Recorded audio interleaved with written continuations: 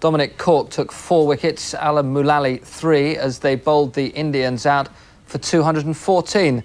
And then Knight and Atherton took England to 60 without loss at the close.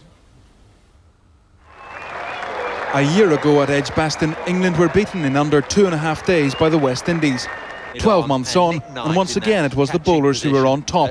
Only this time they were English. Right there. New cap Ronnie Irani's 5th ball in Test cricket brought him a wicket. Knight with the sharp catch to snap up the Indian captain Mohammad Azharuddin. That's a huge blow to India. Shortly after lunch, one of the rarest sights in Test cricket.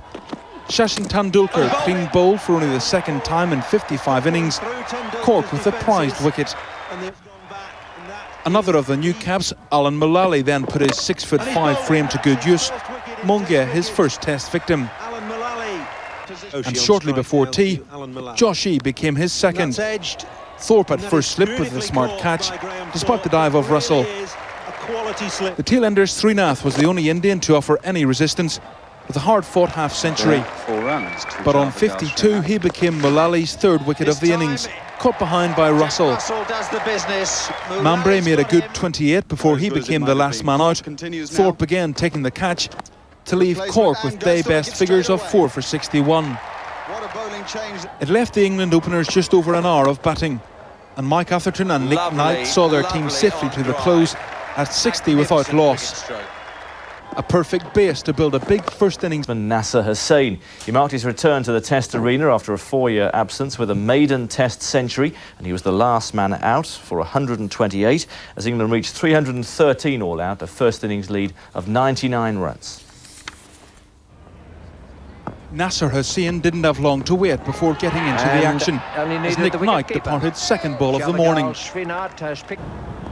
And he could only watch from the other end as the captain was snapped up soon after. Beautifully bowled, got it in the right slot. This was Hussain's first Test innings for 4 years, and it was clear right from the start that he was keen to make the most of his second chance. The ball was rather short and wide, and he survived a confident appeal from the Indians just before lunch. Big shout. The tourists claiming he'd nicked the ball. But after the interval, he showed great composure and nerve as all around him were losing theirs.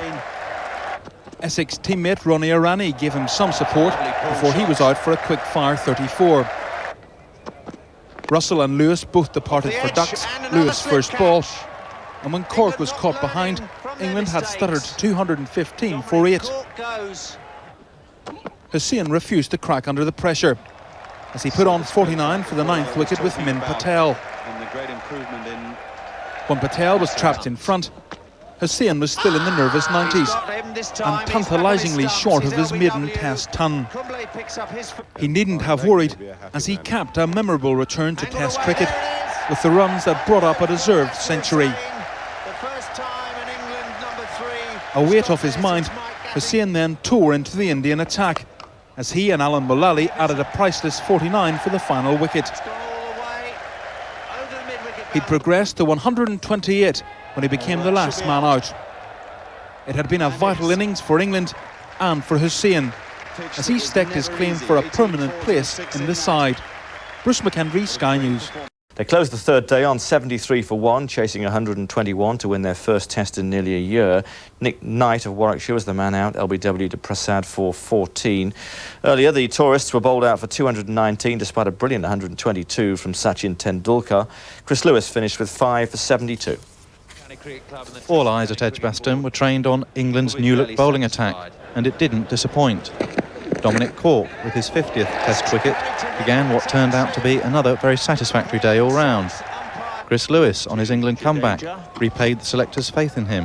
An edge from AJ Jadeja was the first of his 5 wickets. As in the first innings, the close catching was a feature of England's performance. Nasser Hussain taking a sharp chance in the gully to dismiss Nayan Mongia. Alan Mullally capped his Test debut by bowling captain Mohammad Azharuddin for a duck. It left India reeling at 36 for 4. Only Sachin Tendulkar kept England at bay. His 50 came off just 50 balls.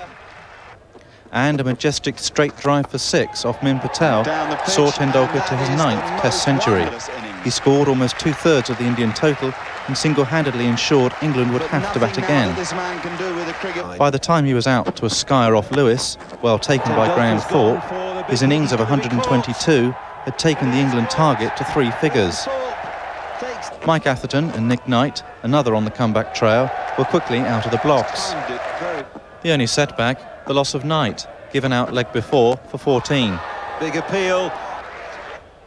England's first innings batting hero, Nasser Hussain, then joined in the run chase, but Atherton declined to take the extra half hour to press on in.